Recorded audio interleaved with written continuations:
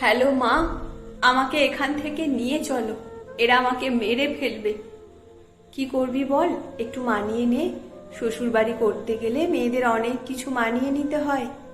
এমন সময় বর্ণালীর শাশুড়ি তার চুলের মুঠি ধরে বলে, ফোনের বিলটা তোর কি বাপ দেয় যে মায়ের সাথে ল্যান্ড ফোনে এত কথা বলছিস? বর্ণালী কাঁদতে কাঁদতে বলে, চুলটা ছাড়ুন মা, আমার লাগছে।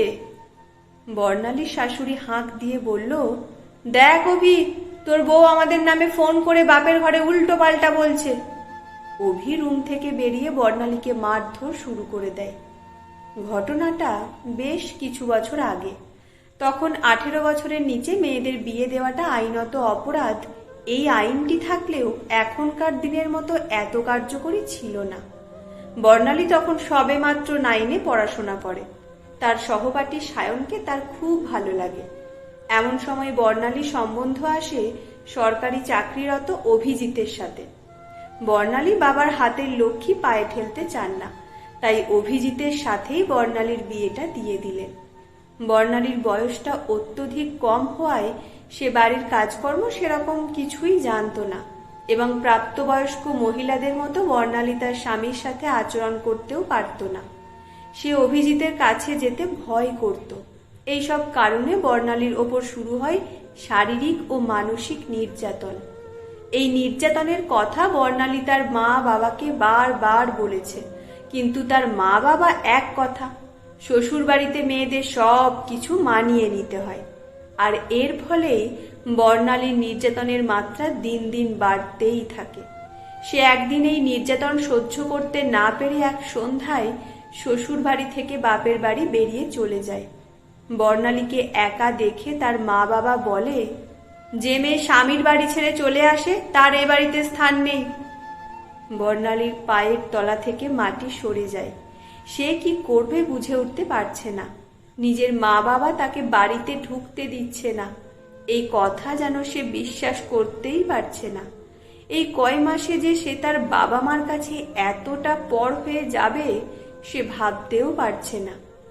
সে স্থির করে আর যাই হোক, সে যখন শ্বশুর বাড়ি থেকে বেরিয়েছে সে আর ফিরবে না।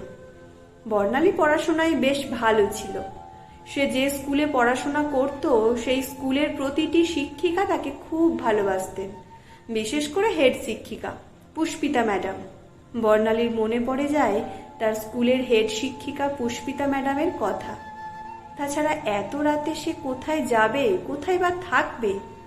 বর্ণালী পুষ্পিতা ম্যাডামের বাড়িতে যায়। পুষ্পিতা ম্যাডাম তাকে দেখে বললেন, বর্ণালী তুমি? ভিতরে এসো, কেমন আছো বলো, তোমার বর কোথায়?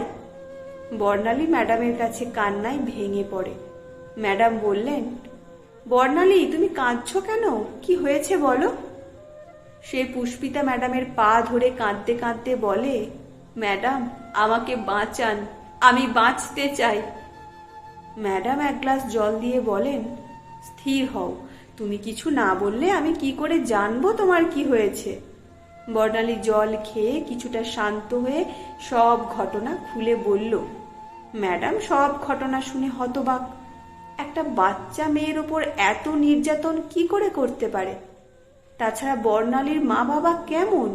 নিজের সন্তানের জীবনের মূল্যর থেকে তাদের সম্মানটা আগে।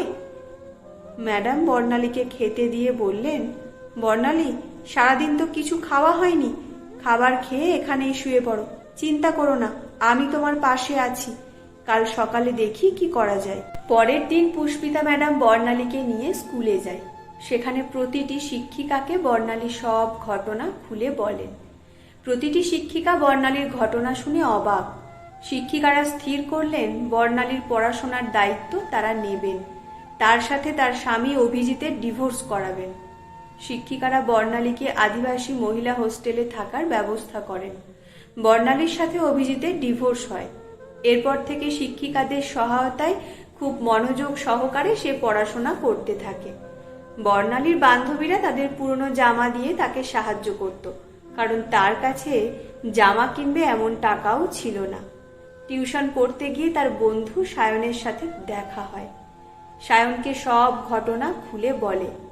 সায়ন এত কম বয়সেও তাকে আশ্বাস দেয় সে সারা জীবন বর্ণালীর পাশেই থাকবে। সায়ন আর বর্ণালী তারা দুজনে প্রতিজ্ঞা করলো তারা দুজন প্রতিষ্ঠিত হয়ে দেখাবে।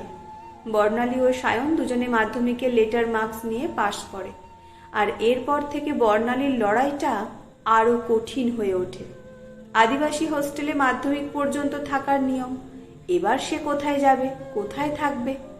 বর্ণালী কম টাকায় একটি মেসে থাকার ব্যবস্থা করে। মেস ভাড়া ও নিজের পড়াশোনা চালাবার জন্য সে প্রচুর টিউশন পড়াতে থাকে।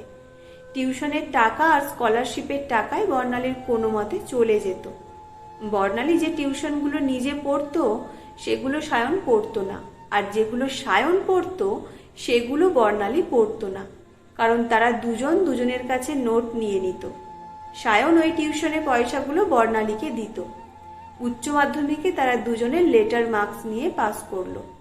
তারা দুজনেই একসঙ্গে কলেজে ঢুকলো।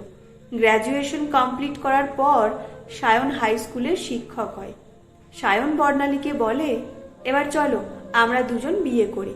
কিন্তু বর্ণালী রাজি হলো না।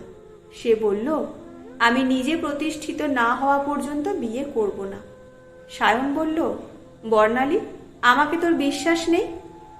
বর্ণালী বলল, আমি তোকে নিজের থেকেও বেশি বিশ্বাস করি, তবে মেয়েদের একটা নিজের বাড়ি থাকা দরকার। নিজে প্রতিষ্ঠিত হয়ে আগে আমি আমার বাড়ি তৈরি করব, তারপর বিয়ে। সায়ন বলল, ঠিক আছে। বর্ণালী তার 2 বছর পরে স্কুলের শিক্ষিকা হয়। নিজের টাকায় বাড়ি তৈরি করে সায়নকে বিয়ে করে। তাদের 2 যমজ কন্যা হয়েছে। এতগুলো বছরেও বর্ণালীর মা বাবা তার কোনো খবর নেয়নি।